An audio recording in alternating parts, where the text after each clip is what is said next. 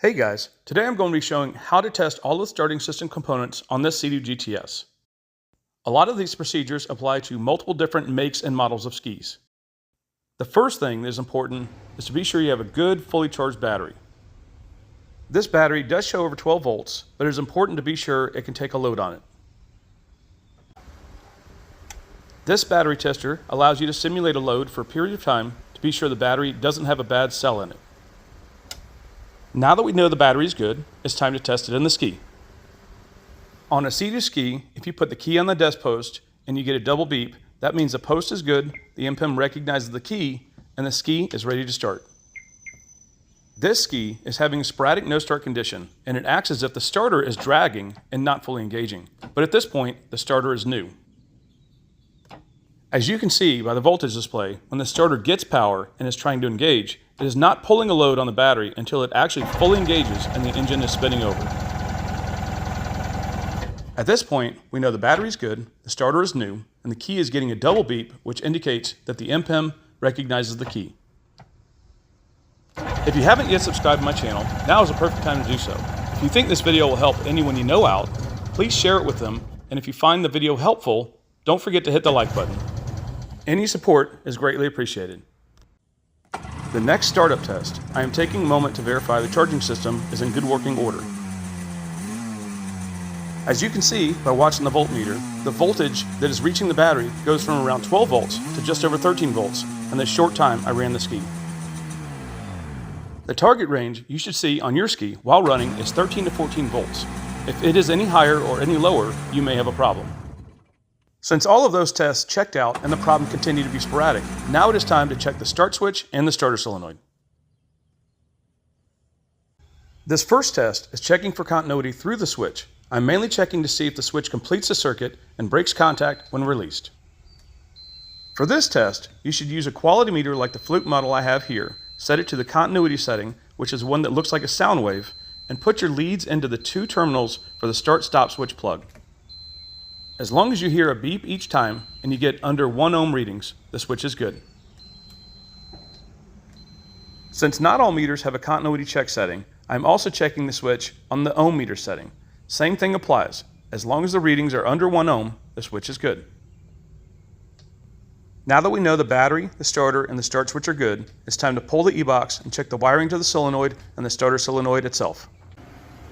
On this model, you need to remove the battery, disconnect the plug wires, cooling sensor, and stator plug, and you can unclip the e-box from its mount bracket and lay it on top of the engine. There is just enough room to pull the e-box around the exhaust and get it out, but just be careful not to break anything. Once you have the e-box up and in your hands, you need to push down the 4 lock clips on the box halves and use the protrusions on the side of the box to help separate the sections. Be careful to not break any of the clips because they are important to keep the components in the box watertight. The first thing you should do when you get the box open is locate the starter solenoid and check all the wire connections to it to be sure they are secure. The starter solenoid in this box is the old original 2-part style that obviously has not been replaced before. The MPIM in the box was just not sitting flat in its mounting, so I'm correcting that and checking to be sure it's an OEM Seadoo part. The next thing you should do is to check all of the fuses in the e-box and on the MPIM to be sure they're not blown or corroded. Replace any fuses that are blown, clean any corrosion found, and look for any other wire connections that could be compromised, loose, or corroded. Correct anything that you find. Once you finish checking everything in the box for any possible problems, including loose or damaged ground connections, now it's time to replace the solenoid.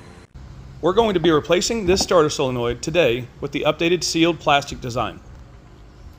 I personally prefer to use the original OEM stainless lock nuts from the original solenoid because I feel they are better than what is supplied on most new solenoids. If yours are dirty or showing corrosion, just clean them up or get new ones of the same style. For this step, if your battery is not disconnected, you should disconnect one terminal now to prevent the red wire touching ground inside the box. I like to start by removing the red power wires first and just laying them to the side. Be sure to take note of which wires go on which post. Typically, the starter wire goes on a post by itself, and the battery wire will be bolted to the other terminal along with 1 or 2 small red wires that supply power to your gauges or VTS system. Now you can remove the 2 bolts that mount the solenoid inside the box, unclip the small plug that supplies power and ground to the solenoid, and remove the old solenoid. Drop the new solenoid into place and position it properly so the connections are ready to hook up. Before you connect any of the red wires to the solenoid, it is a good idea to clean them well to be sure they get the best connection. Before I finish the replacement of the solenoid, I wanted to go over the basics of how the solenoid functions. Hey guys, I wanted to show you a quick little solenoid test that you can do and pretty much without actually removing your solenoid from your ski, from your Seadoo ski. At this point, there is actually a kit that you can buy that SPT sells. It's this kit right here. It comes with this little pigtail. This little pigtail right here. This is actually the one that would normally hook on to your solenoid, just like this. It does fit a little bit tight because it is kind of aftermarket, but it does click on. So you get both of the wires that you need to make a jumper harness. So this right here is a good kit to get. You can kind of cut off the excess right here, cut off that extra wire there, and then hook up one to there. But this is actually a kit that is made for the early skis to convert it to this style solenoid.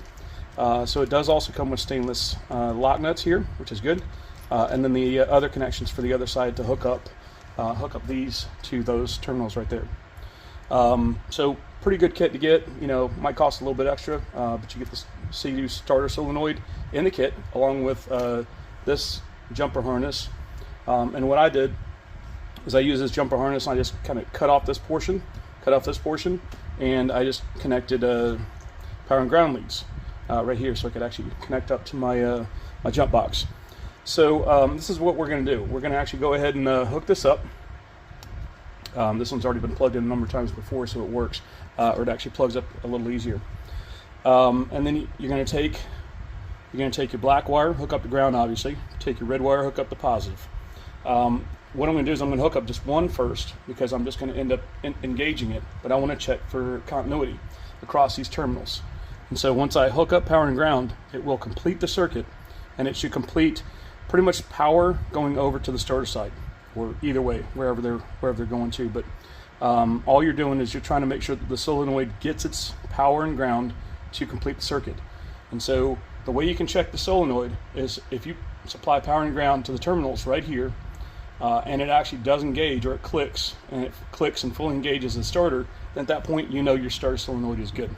So like I said, I'm going to hook up one first, and that's all you're doing. You're trying to get it ready. And at this point, I'm going to put my, let's see if I can get out of the way of this. Tricky from being right in the way. I'm going to hook up my continuity leads, or my meter leads here, to check for continuity. And so what, oops, hang on 1 second.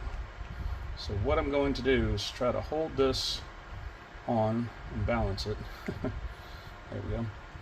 Try to pull this up, and once I do that, when I supply the ground it needs, it's already got power on that other red lead.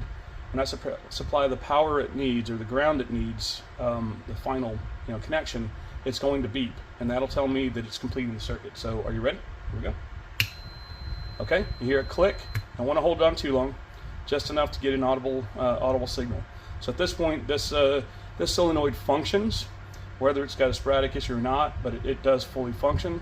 So that's how you're checking your solenoid. And if you wanted to actually check your solenoid, just pretty much with a lead like, or a jumper lead like this, this will tell you that your solenoid is good. And if it does supply power to the starter, that means the solenoid itself is good, and whatever's supplying power to the solenoid may not be getting there. Whether it be a blown fuse, or maybe the MPEM itself is bad, or it's got a blown fuse on the MPEM, causing power not to go out. Maybe your desk key is bad, not supplying the signal it needs to the MPEM to let it send the signal to the solenoid, that kind of thing. So, like I said, I'm going to do this one more time, and watch the meter. You can hear it beep, and you'll get the audible click that the solenoid is engaging. Okay, like I said, don't want to hold it too long, just enough to get an idea that it's fully working. So, so this solenoid does function. That's a good sign. But like I said, if you wanted to build a kit like this, like I said, this is just pretty much a setup, I find that if you wanted to check your solenoid before removing it, like physically taking it out of your ski, if you supply power and ground to this solenoid and it does engage the starter and it turns the starter over, that's going to tell you that the solenoid itself is good. So this little jumper harness that I built, it didn't take anything but just a couple of alligator clips, alligator leads, like this. I just kind of splice those on. I've got a length of wire, just enough wire to get into the the e-box, and then just pretty much any. And I normally use watertight, seals, sealing connections, whatever on these, so that they actually stay together, and when you tug on it, it doesn't pull out. But this is the connector, just like this, like there. And like I said, I just cut that off. I cut that off, and I ended up making that little jumper harness. So this makes it easier for you if you want to check your solenoid without actually removing it from the ski. I find it it's just part of the process of diagnosing the starter solenoid problem. This is the kit that you can buy that SBT does carry. It doesn't come with a solenoid like this one. It comes with a fully plastic solenoid. This is the two-part style that actually has metal at the bottom, plastic at the top. So what happens with these is that since they're two parts, moisture can get in through it and it cause moisture inside it. So that's the reason why they've been somewhat superseded to the other style, or the new style, which is fully plastic encased. That should pretty much cover everything, but like I said, all you're doing is that when you're looking at this, this connector has power on one side, and the white would be considered ground on the other. And when you're checking for power and ground to the solenoid, all you need to do is make sure that one, it's grounded, and two, it's getting the power signal it needs from the MPEM that comes from the start switch. That should kind of cover the basics of this. Or of the solenoid. And typically the starter wire would go on one side by itself. That's the only thing that really gets power when it's getting started. And then typically you would have the battery wire, or the 30 plus battery wire here, along with your accessory wire, which would be your gauges, your VTS, whatever else would be kind of going on that, because you want that to have power whenever you put the key on the post, not at the only point when it's being started. So if you put it on the starter side, it'll only get power when it's being started. That's not the way you want to do it. So anytime you ever put the accessory wire on, it needs to go on the battery side, on the actual battery side, where this would be, not the starter side by itself. So, all right, that should cover it. We're going to finish up the rest of the starter solenoid replacement, but I just wanted to show you a quick basic idea of how the starter solenoid works. One other test you can do on a solenoid, on a starter solenoid, whether it be a Yamaha, here's a Yamaha one, or a Seadoo. What you can do, these right here, it's pretty basic. Like this is a ground going to it. It's supposed to be grounded, and it needs to get a power signal from the start switch. So those are the two basic, things about a starter solenoid. Same thing goes with this one. You've got ground, you've got power. You can do that making a jumper harness like this, or you can do something to that effect. But another way you can do it, it's not as safe, but you can do it in the ski to check and see if your starter itself is good. There's always normally 30 power, 30 battery, 30 power on one terminal, and then the starter wire itself would be the other terminal. So the other thing you can do in the ski, this is, like I said, if you go to do this, you would complete these two by just touching these across, touching the two terminals across, the two big terminals. This just gives you the opportunity to check the starter itself to see if the starter is good. If you do this and it arcs and it doesn't turn over, that means either your engine is locked up, or the pump is locked up, causing the engine not to turn, or your starter itself is bad. It's just got bad inside. It's stuck, and so if you put jump these two leads and it just arcs, and it arcs really, really bad, and it sparks all over. It just shoots sparks all over the place, and it doesn't turn the engine over. It's one of those three things. If you touch these two together and all of a sudden the engine does turn over, your starter is good. And so at that point, you would probably suspect that the starter solenoid itself is bad. If you're getting power and ground to this plug right here, and the solenoid is actually not engaging the starter. So that's the other thing you can do is jumper these two terminals across, That way you can tell if your starter is good, and that way you can tell if your engine is not locked up, or it's actually turning over.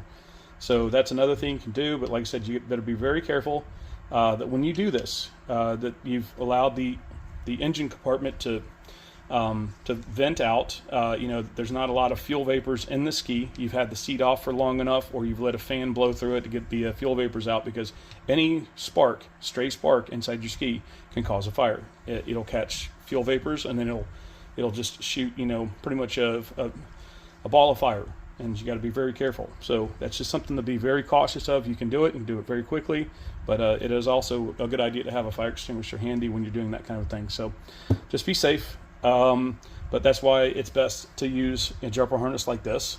You can kind of build a little jumper harness to do this little test too. You can actually just kind of put alligator clips on either one of these. This is normally grounded, but you're trying to send a signal to this one to jumper that. So that's a Yamaha one right there, but we're not doing that today. So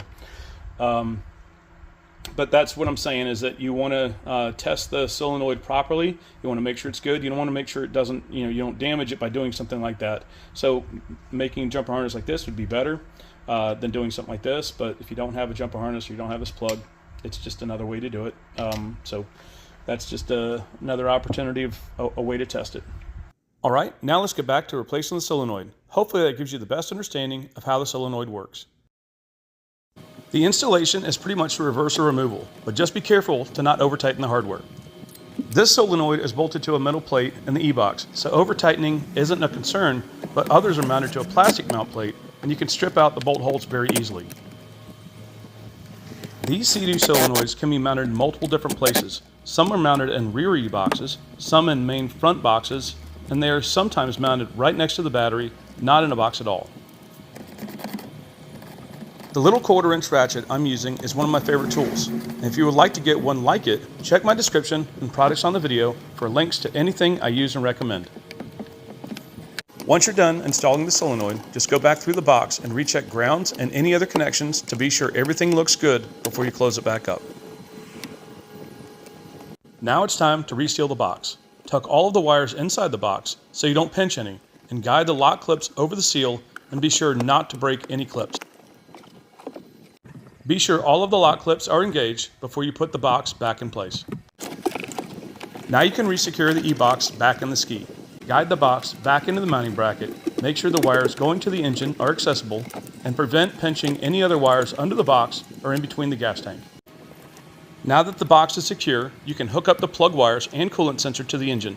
Don't forget to hook up the stator plug, because you won't have power if it's not hooked up. Now that the repairs are complete, it's time to check to be sure everything works. My best recommendation is, if you have a ski that's over 15 years old, you should probably replace the starter and the solenoid at the same time.